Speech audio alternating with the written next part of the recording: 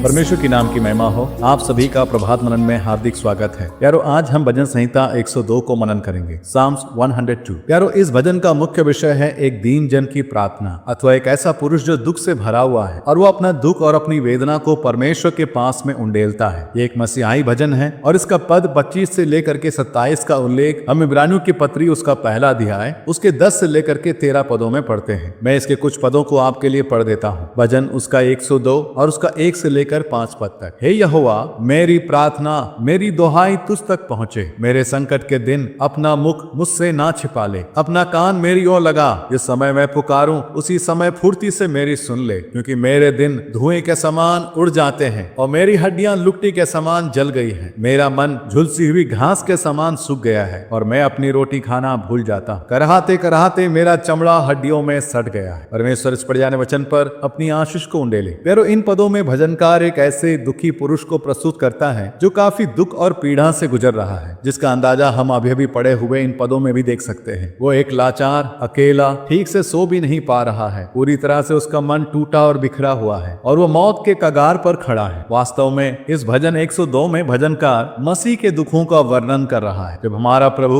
उस गतसमनी के बगीचे में दुख और वेदना से भरकर पिता से प्रार्थना करता है और उस दौरान जब उसका पसीना खून की बूंदों के समान टपक रहा था। यारो, दुख और तकलीफ ये हमारे जीवन का एक हिस्सा है। इनसे आज तक कोई बच नहीं पाया है। चाहे इंसान कितना भी सुखी और समृद्ध हो, उसके जीवन में कभी ना कभी एक ऐसा पल आता है जब वो अपने आप को अकेला, लाचार और दुख के सागर में डूबा हुआ पाता है। कुछ इसी तरह का अनुभव जो भजनकार इस भजन में करता है। यारो, जब आप इस रिकॉर्डिंग को सुन रहे हैं तो हो सकता है कि आप भी अपने जीवन के उन पलों को स्मरण कर रहे होंगे जब कुछ इसी तरह के अनुभव से शायद आप भी गुजरे होंगे। यारो, परमेश्वर ने हमें दुख भोगने के लिए नहीं सृजा था। ये तो हमारे आदि माता पिता आदम और हव्वा के चुनाव का नतीजा है, वरना परमेश्वर ने तो उन्हें स्वर्ग में जीवन का सा अनुभव को दिया था, परंतु उन्होंने शैतान के बहकावे में आकर नरकीय जीवन के अनुभव को चुना और तब से संपूर्ण मानव जाति उस श्राप और दंड से अछूती नहीं रही है। लेकिन जब बात आती है प्रभु यीशु मसीह के विषय में, वो तो निष्पाप था, फिर उसके जीवन में ऐसा दुख और वेदना का पल क्यों आया? यारो, यदि मैं एक लाइन में उत्तर दूं तो ऐसा होगा, वो सारे दुख और पीड़ा हमारे, परंतु उसने हमारे दुखों को अपने ऊपर उठा लिया। जैसा यशायाह नबी कहता है, यशायाह उसका 53 अध्याय उसका 4 और 5 में, निश्चय उसने हमारे रोगों को सह लिया और हमारे दुखों को उठा लिया, तो भी हमने उसे परमेश्वर का मारा, कूटा और दुर्दशा में पड़ा हुआ समझा, परंतु वह हमारे ही अपराधों के कारण घायल किया गया, वह हमारे अधर्म के कामों के कारण कुचला गया, हमारी ही शांति के लिए उस पर ताड़ना पड़ी कि उसके कोड़े खाने से हम लोग चंगे हो जाए। प्यारो, प्रभु यीशु मसीह की क्रूस की मृत्यु कोई आकस्मिक दुर्घटना नहीं थी, परंतु परमेश्वर की ओर से ये एक अद्भुत योजना थी, क्योंकि संपूर्ण मानव जाति को उनके पापों से छुड़ाने का और कोई दूसरा मार्ग नहीं था। गतसमनी के बगीचे में प्रभु यीशु मसीह को हम प्रार्थना करते हुए पढ़ते हैं। लूका रचित सुसमाचार उसका 22 अध्याय उसके 42 पद में हम पढ़ते हैं, हे पिता, यदि तू चाहे तो इस कटोरे को मेरे पास से हटा ले, तो भी मेरी नहीं परंतु तेरी ही इच्छा पूरी हो। प्यारो, प्रभु यीशु मसीह ने अपने आप को एक होम बलि पशु की नाई पिता के हाथों में अपने आप को सौंप दिए। होम बलि का पशु अर्थात संपूर्ण रीति से जलकर खाक हो जाए। पद 1 से लेकर 11 तक पुत्र अपने दुखों को अपने पिता के सम्मुख उंडेलते हुए हम पढ़ते हैं। पद 12 से लेकर निचले पदों में पिता के द्वारा पुत्र की सराहना करते हुए हम पढ़ते हैं। पुत्र के इस त्याग और बलिदान को देखते हुए पिता अपने पुत्र के विषय में कहता है। उसके 12 पद, 15 पद और 16 पद पर जरा ध्यान दे। 12 पद में वो कहता है, परंतु हे यहोवा तू सदैव विराजमान रहेगा और जिस नाम से तेरा स्मरण होता है